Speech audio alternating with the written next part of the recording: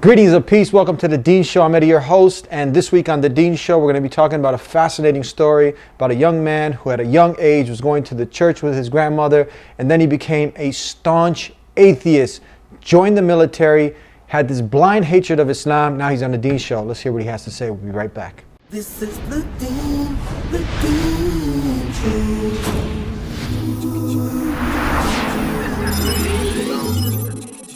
This is the Dean Show. This is the Dean Show. This is the Dean Show. This is the Dean Show. This is the Dean Show. This is the Dean Show. This is the Dean Show. This is the Dean Show. Assalamu alaikum, peace be with you. Ali Camarada, how are you, brother? I'm doing good, alhamdulillah. All right. Now, when I opened the show, I talked about you formerly being in the military, white American, was a staunch atheist, then a born-again Christian. Is this pretty much how it happened? The steps? Yeah, throughout high school I became an atheist, and later on a Christian again before researching Islam after 9/11, yes. Let's start from when your grandma used to take you to church. Let's start from those days. Okay. Well, when I was a little kid, my grandma was the most religious person in the family. She used to take me to church almost every Sunday. She was Lutheran. I went to the Bible study on Wednesdays and basically spent my summers, in Christian groups and Bible studies and things like that. Yeah. So that was good, yeah. So around how old were you at that time? This was ever since I was little, or as far as I can remember, until later when I got to about like middle school age or so. That's when I really didn't go to those events as much going into high school. So how do you go from grandma taking you to the church to becoming not only an atheist, really a staunch atheist, as you mentioned? I was raised, I had a lot of knowledge of it. I went through all the motions as a kid, but at the high school age, I stopped going to church as much. And then mostly it was during like biology classes. A lot of the teachers, even though religion's not supposed to be spoken about in school, a lot of times when they're talking about stuff like evolution and whatnot, the teachers, they're authority figures for kids. So, sometimes they interject their atheist belief during the high school years. And I actually had a lot of conversations with two specific teachers, and they really convinced me of their way. So when I was maybe about 14 or 15 or so, I made a decision that atheism is the truth, that it's based on science, and everybody else is just crazy nut jobs to believe anything else. And I've basically made my mind up that in order to be religious, you have to turn your mind off. And from there on, I basically was very against religion for a few years. So you totally, at that point, left religion altogether? Yeah, I had taken maybe 1 or 2 years before becoming an atheist where I wasn't really practicing as a Christian. And then when I became an atheist, my basic outlook was that everybody who believes in religion, they must be, not able to think, or they must not know science or something along those lines. Now, what did Grandma have to say about this after you told her that you made this decision? I didn't really have any discussions with her about that. It was my grandma, but it was mostly something that I talked with people my own age about. I wasn't pushing that on anybody at the time. It was just something that I mostly believed strongly myself. From there, you went on to join the military. Tell us about this.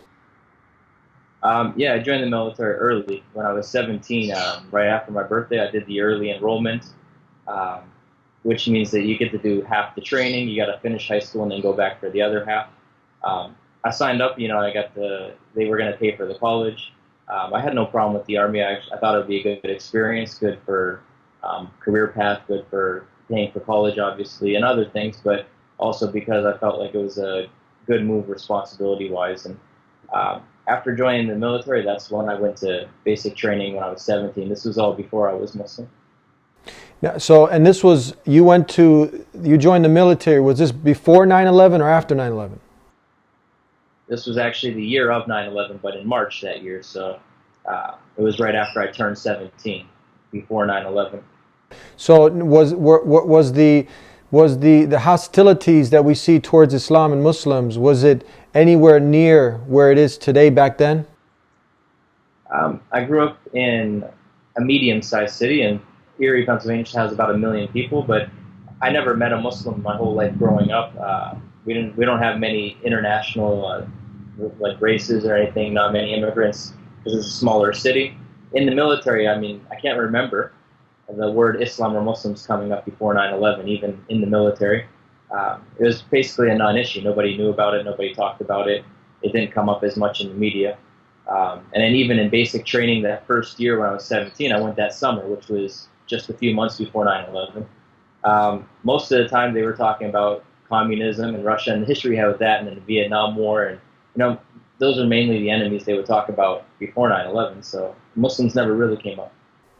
Now you talk about in your story that you ended up having, like most people, just this blind hate of Islam. What do you mean you just had a blind hate of Islam? What does that mean? I came back from the basic training because I did the early entrance program. I did half of the normal 16 weeks. I did 8 weeks. I came back. I was playing football for my high school at the time, and when I returned, it was about 2 weeks before school started, and 9/11 happened about the week after that. So I just got back from basic training, maybe about 3 weeks later. Basic training, you spend 8 weeks with the military. You wake up in the barracks, you sleep in the barracks, you polish your boots every night. You have a half hour to write letters. The rest of the day is completely, you're into the system of this military way of thinking. You have the community, like the brotherhood of the military, stuff like that. And 3 of my friends also had done the early entrance. So in the early entrance program, I had 3 friends in my same grade. 2 of them were also on the football team with me. So we all came back from basic training, and 3 weeks later, 9/11 happens. And being new in the Army, we were also thinking, like, maybe we're going to get deployed because, something happened. Maybe we're going to have to go Iraq. And I don't know, they weren't discussing Iraq, mostly Afghanistan back then. But after this 9/11 happened, especially being in the military, I had this feeling like us versus them, and these people attacked us. And everything on the media, of course, is going to be one way. So I was overcome mostly by the media and by the us versus them mentality.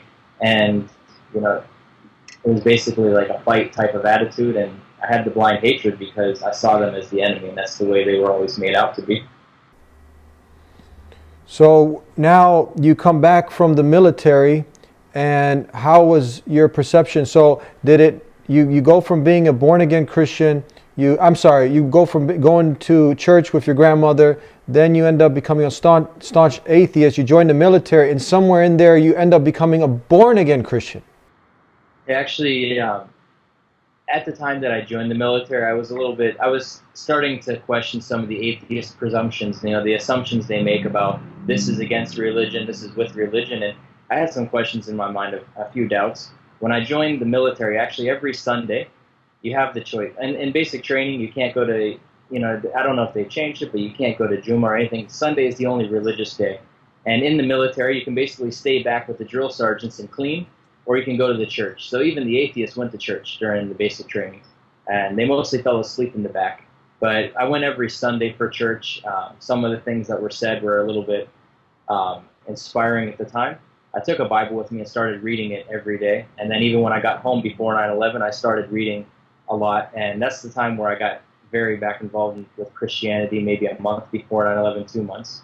And I was born again at that time. I went through the process. I was born again, overcome with the Spirit of Christ, all this stuff they usually talk about. But at that time, I really became a practicing Christian again after reading about the religion and everything. And that happened after the military.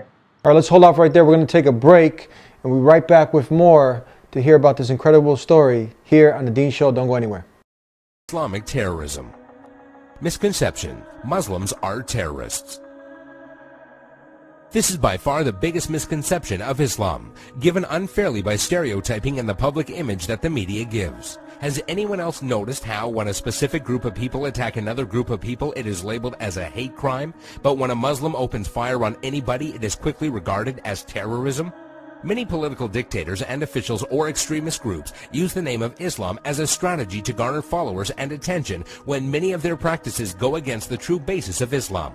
The media has also portrayed Islam as a cult or a club where if you join you become a terrorist, and that is now part of your agenda. However, All over the world, people practice Islam in the true form and use it as a way of life. There are many verses in the Quran that go against the idea of terrorism. Some of these verses include, "Fight the way of Allah, those that fight you, but do not transgress limits, for God does not love transgressors." This basically means do not fight except in self-defense, and even in doing so, do not go beyond defense. Another verse states, "If they seek peace, then you seek peace." Which means, do not attack people for no reason or kill innocent people. There is nowhere in Islam, whether it be in the Quran or the teachings of Muhammad, that promotes the killing of innocent people. Please subscribe to The Dean Show. Follow us on our official Facebook and Twitter pages in the links below. Please also help support The Dean Show by making a donation in the link below. Back here on The Dean Show, and we're talking to a gentleman, Ali, who went from going to church with your grandmother to becoming a staunch atheist, joining the military, and then becoming a born-again Christian. That's where we left off. Please continue from here. So you're a born-again Christian now. What happens in your life now? Yeah, I was born-again Christian while I was in the military. And like I said, that was the first half of my training. Part of the early entrance program was I did have training, but you have to have a high school diploma or GED. So I went back to my senior year of high school. Maybe 3 weeks before 9/11 happened, I came back from the military. After 9/11 happened, the normal media craze and also being in the military and seeing them as an enemy, I had the blind hatred. There was, in my mind, every Muslim was an Arab. They were backwards, these Stone Age people. They blew up our buildings, attacked us and everything. It's the whole us versus them mentality. For maybe a good 2-3 months, there would be jokes in family gatherings. Friends would make, different jokes about Muslims. And, now that you think back on it, it's basically a modern day of racism. We never say something about black people or Hispanic people. We feel bad.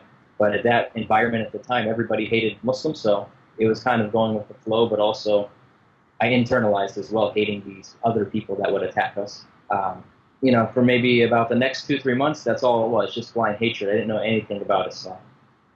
But I hated it despite having no knowledge. Talk to us about this class project that you had, that it was an easy A, an easy pass if you did it, and what was it on? Yeah, actually, being my senior year, I only needed a few credits. So I took a few of those easy classes, that you don't have to do anything in.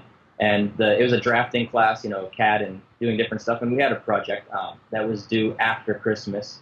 If you make a board game, and the teacher said that if you make a board game using the drafting techniques, if it's an original idea, you get an automatic A for the class, even if you don't show up. So, everybody wanted to put a little effort in it. And he said if it was a unique idea that he's never seen before, I would get an automatic A, and everybody would. So being after 9/11, I decided to make a concept that I'm going to kill Osama bin Laden. You roll dice, eventually you fly to Afghanistan, you land on a square, you pick up a weapon, you land on another square, you pick up something. It was like a board game.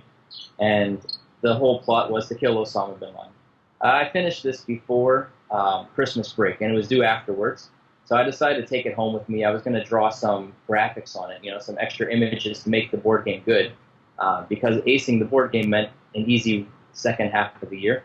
And actually, that's when I looked up some pictures. I forgot what a turban looked like. And one of the squares you landed on was to light Osama bin Laden's turban on fire. And that was a way of killing him. So I wanted to look up an image and draw it on the game board as an illustration. And that's actually when I jumped on Google, started typing in turbans. And one of the first sites I came across was the islamguide.com, the brief illustrated guide to Islam. And I remember one paragraph specifically. It may have been the first or the second. But it said that Islam believes in the prophets like Adam and Noah and Abraham and Lot and Moses and Jesus. And that blew me back, because all I ever heard is that these people believe that the more disbelievers they kill before they die, the better they're in heaven, the 72 virgins and everything. So reading that they believe in the prophets was shocking to me, because I had a blind hatred but no knowledge. So once I saw that, I realized, I hate these people, but I don't even really know what I'm hating. I mean, how can you truly hate something if you don't know it? And then combined with my being born again for about the last maybe 5-6 months at the time, I also asked myself, how can I truly call myself a Christian if that's the only religion I ever even knew anything about? And I was confident in Christianity. I said, I'm going to know more about these Muslims because they're bad people, but I want to understand them. But also, Christianity is the truth, so no matter what I read, I'm still going to be a Christian. I'm still going to reaffirm my faith. So that's when I started reading, and that was basically the first day of Christmas vacation. So I had no school for a week or two, and I just started reading, basically nonstop for a week or two. And that was my first exposure to Islam. I never met a Muslim. I didn't even know they believed in the prophets. And then that was basically from zero, I started reading. Tell us about Joseph. You mentioned a retired 20-year veteran who was in the Navy. He was also a Muslim that you hooked up with. Tell us about this experience. Okay. Yeah, from where I left off, the part of reading, basically I started reading a couple of days before Christmas or around Christmas. I ended up becoming Muslim after 1 week because I dedicate myself to reading 10, 12, even 14 hours a day from waking to sleeping. And I became Muslim after learning about it. But after that, I didn't tell anybody. I told some people online.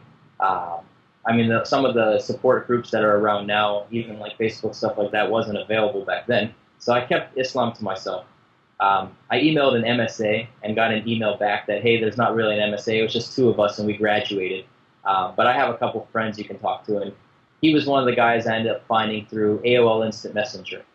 And he was working for CARE down in Washington, D.C. at the time, about a 7-hour drive away from me. And I remember mentioning to him I was military, he was military, and we both converted.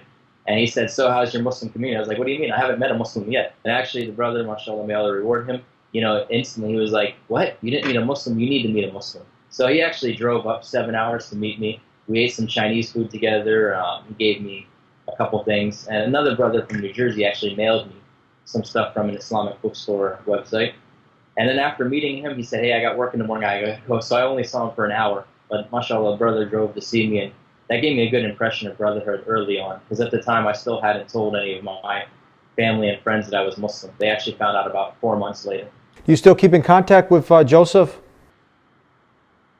Yeah, I see him online. Now we're in different countries and stuff, but I still contact him as much as we can. We're both kind of busy, but, over Facebook and chatting, I see him. You want to give him the salams before we go to break? To Joseph, that was actually the first Muslim, white American, who accepted Islam. Go ahead. This salam's for you, Joseph, if you're out there, from our brother Ali. All right, we're going to be right back with more of this wonderful story here on The Dean Show. Don't go anywhere. Please subscribe to The Dean Show. Follow us on our official Facebook and Twitter pages in the links below. Please also help support The Dean Show by making a donation in the link below. Back here on The Dean Show, and we left off with Joseph coming to see you, right? And then, so before that, you already had accepted. You accepted that there's nothing worthy of worship except the creator of the heavens and the earth, the same God that Jesus worshiped, Moses, Abraham. You weren't doing anything different. You even have a beard now. I mean, this is a part of Islam, but some people tuning in, a lot of the not yet Muslims, they heard you say Osama bin Laden, and they've heard 9/11, they see you with a big beard, Muslim. I mean, that's like a formula for a disaster for some people. What do you have to say when people, they have these negative perceptions of Islam due to the negative propaganda? What do you say to them? I can bear witness myself that I was in the military. I was, I didn't convert to be a terrorist or anything like that. I had a healthy hate for, anybody that would kill innocent lives. After becoming Muslim, I've met plenty of ex-military, actually, I have yet to meet a single terrorist, actually. I've become Muslim, I'm practicing religion, I go to 10, 20, 30 different masjids since I've been Muslim, too many to count. I have yet to meet a terrorist, so, anybody that tries to say, oh yeah, you have thousands of terrorists, there's 2 billion Muslims, so what is that, it's like a decimal point, 5 zeros, and then a 1%, It's something that definitely people perceive it to be something that's common, but it's not. Even the FBI said only 6% of terrorists are actually Muslim. So as much as the news hypes it up, it's not much really. I haven't met one, and Islam's never taught me to blow anything up. So Islam's never taught you to blow anything up, but it's taught you how to live a good, righteous, wholesome life. Let's talk about that. The purity of Islam. Islam is definitely the fact. After converting to Islam, I was. Yeah. Go ahead. Yeah, after converting to Islam, I was a little bit afraid to tell my family, my friends. There was a lot of negative stigma Despite the peaceful teachings, despite the good way of life and morals of Islam, there was still a stigma. It was, it was worse than anything else you could tell your family, hey, I became Muslim. So maybe for about 4 months, I was learning the religion slowly at the time. I didn't know. I remember eating some pork a couple weeks after becoming Muslim, and a Muslim online saying, hey, what'd you do? You're not allowed to do that. So, I learned over time, bit by bit. But finally, when I told my family, I wasn't eating pork, and they asked why, and it came out that, hey, I'm Muslim. So, there was a tough 1 or 2 months. Even my parents, they said, this is just a phase. When you go back to the military this coming summer, you're going to come back to normal. They thought it was, like a teenager going through a phase. And then after going to the military, I definitely had some run-ins with people since I declared my religion as Islam on my dog tags and everything. That was the first summer after 9/11. So there was a lot of people who voluntarily joined the army just to fight Muslims. And here I was, the only Muslim in the basic training unit. And it was definitely, an experience. But, people ask that all the time. Even I had a drill sergeant ask me, when we get out on the battlefield, which way is your gun going to point, Are you the enemy or are you one of our actual soldiers, So a lot of people had this stigma. So, the perception is that being a Muslim instantly makes you the enemy. Like I talked about before, the us versus them mentality. So in the military, even though I was wearing the uniform, even though I was, standing in line next to them, some people perceived as the enemy. And, like I said, this was months after 9/11, so some of it was to be expected. After getting back from the military, family, friends, a lot of them cut me off. They thought, okay, it's not a phase. Still, again, the 9/11 stigma floating around. I ended up having to leave my home city at that time and move in with there was a Muslim brother I met through Joseph, somebody else, and I moved down to Virginia. And one of the best things I did as a new Muslim, even though that was maybe 9 months after becoming Muslim, was I moved in with a roommate, a very good Pakistani brother named Salman, and I moved from Erie, which had no Muslims basically, to Virginia, which had many masjids in the DC area. And one of the best things was able to go to a masjid, meet an imam, be involved in a community. So as a new Muslim, being involved in an active community was one of the things that really allowed me to start learning my religion. And that's when I started growing the beard and learning that these certain things are obligated by Allah. And I grew my religion by being part of a community and going to classes. And that was probably one of the best things I feel. Before that, I did feel alone, but alhamdulillah, Allah was always with me when I went through the military and other things. But if I have one advice to new Muslims, is that definitely trying to be involved in the community makes a big difference, because those 9 months alone was very hard. But as soon as you have a community with you, you feel that you're no longer alone. Yes, you always have Allah, but for a new Muslim, there's a lot to learn, there's a lot to understand, and sometimes having the support is very crucial. We're going to talk about, I got 2 more points, and because we're almost out of time, we're going to talk about faith chat in a second after this last question. So what was it about Islam that had you go against all the odds, that had you finally accept it? The main thing really, like I said, when I first read about Islam, I was trying to reaffirm my Christian faith throughout the whole thing. I was reading just to understand the enemy, basically. But part of it, I read early Christian history. I'm thinking, the Muslims claim that Muhammad is a prophet that came after Jesus. They believe in Jesus. So I read the early Christian history, what happened after Jesus, how the Bible came to be, 3-4 centuries later. And I actually read the story of Salman al-Farsi at one point. He was a Christian scholar from Persia, and, his brother priests and stuff said that, the message of Jesus is lost. There's going to be a new prophet that will come and revive it. And we know, even in the Old Testament, that when the message of a prophet would fade, a new prophet would come to revive the message. It wasn't something that was illogical or anything. So the early Christian history, combined with the fact that what the Muslims were speaking and teaching, just made perfect sense. I found it to be the truth, nothing else. I didn't care about, are Muslims terrorists at that point? At one point, I just felt, this is the truth. And I ended up telling myself at one point that while I'm reading these articles on Islam, I'm convinced already. So when am I going to become a Muslim? And for maybe one day I was thinking no, I can't be Muslim, I'm white.